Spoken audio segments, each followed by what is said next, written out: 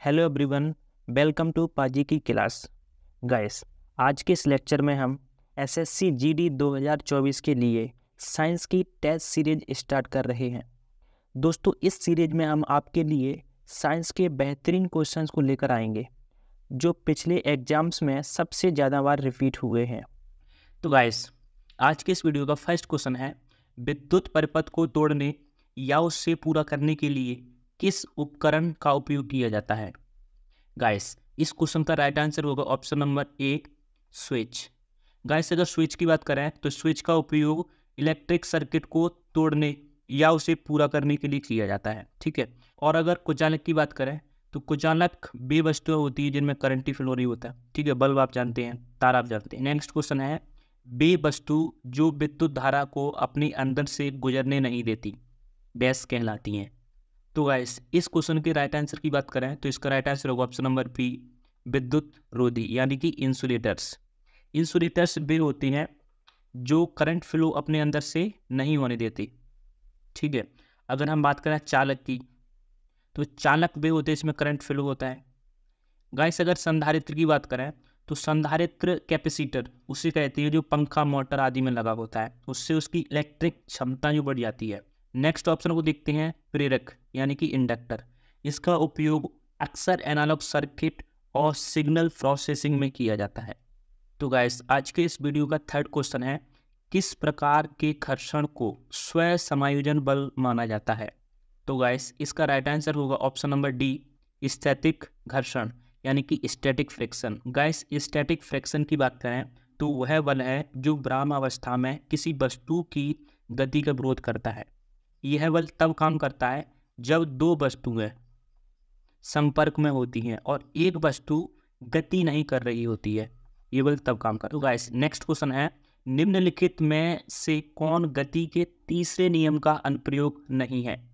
तो गाइस, इसका right answer होगा ऑप्शन नंबर ए, एक फील्डर जब बॉल को लपकते समय अपने हाथ को पीछे खींचता है। तो गाइस, नेक्स्ट क्वेश्चन है, ऊष्मा स्थानांतरण के निम्नलिखित में से किस तरीके के लिए किसी माध्यम की आवश्यकता नहीं होती है?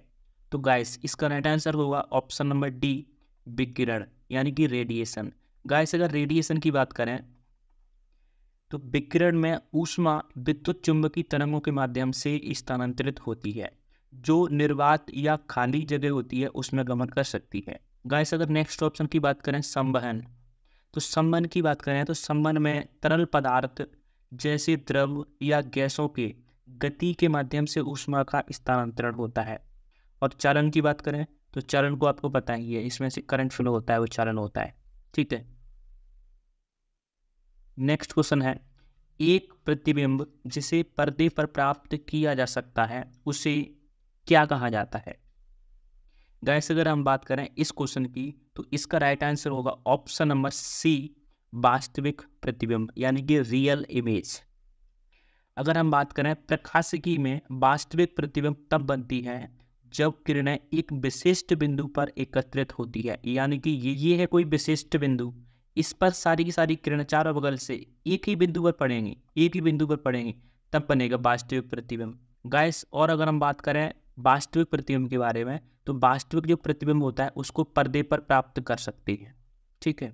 गाइस, अगर नेक्स्ट ऑप्शन की बात करें आभासी प्रतिबिंब, तो आभासी प्रतिबिंब सेम इसका अपोजिट होता है।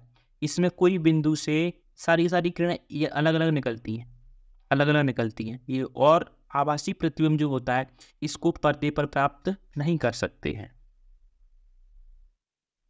गाइस, नेक्स्ट क्वेश्चन है, डैश तब बनते हैं जब कोई अपारदर्शी वस्तु प्रकाश के मार्ग में आती है? तो गाइस, इसका राइट आंसर होगा ऑप्शन नंबर बी, छाया यानी कि शैडोज। शैडोज तब बनते हैं जब कोई अपारदर्शी वस्तु प्रकाश के मार्ग में आती है। तो नेक्स्ट क्वेश्चन है, विंड वैन उपकरण डैश को मापता है यानी कि किसको मापता है? तो दोस्तों, इसका राइट आंसर होगा ऑप्शन नंबर डी, पवन दिशा यानी कि विंड डायरेक्शन। गाइस, अगर हम बात करें विंड वैन जिसे बैनर वैन के रूप में भी जाना जाता है। गाइस, नेक्स्ट क्वेश्चन है, किरण का डैश परावर्तित किरण से सामान्य सतह पर मापा गया कोण है? तो गाइस, इसका राइट आंसर होगा ऑप्शन नंबर बी, परावर्तन का कोण यानी कि एंगल ऑफ रिफ्लेक्शन। गाइस अगर हम बात करें परावर्तन की यानी कि रिफ्लेक्शन की, तो रिफ्लेक्शन में कोई भी किरण आती है, चमकीली सतह से टकरा करके उसी माध्यम में वापस लौट जाती है, इस घटना को ही परावर्तन कहती है। यहाँ पर होता ही है कि ये होती है आपतित किरण, आपतित किरण, और ये होती है परावर्तित किरण, परावर्तित किरण, ठीक है। और बीच में होता है नॉर्मल यानी कि एंड। तो आपतित किरण यानी कि इंसिडेंस रे, तो यहाँ पर जो एंगल बनता है वो आई से डिनोट करती हैं, और यहाँ पर जो एंगल बनता है उसको आर से डिनोट करते हैं, यानी कि एंगल ऑफ रिफ्लेक्टेड रेस। तो गाइस आज के इस वीडियो का लास्ट क्वेश्चन है, किसी विद्युत परिपथ में किसी दिए गए धातु के तार के सिरों पर विभवांतर उसमें प्रवाहित धारा के समानुपाती होता है, बशर्ते कि उसका तापमान समान रहे, इसे डैश का नियम कहा जाता है, यानी कि किसका नियम कहा जाता है। गाइस इसका राइट आंसर होगा ऑप्शन नंबर सी, ओम का नियम। गाइस अगर ओम के नियम के बारे में बात करें तो ओम का नियम धारा, वोल्टेज और प्रतिरोध के बीच में जो संबंध होता है इसे ओम के नियम में बताया गया है। यह नियम जॉर्ज साइमन ओम ने 1828 में दिया था।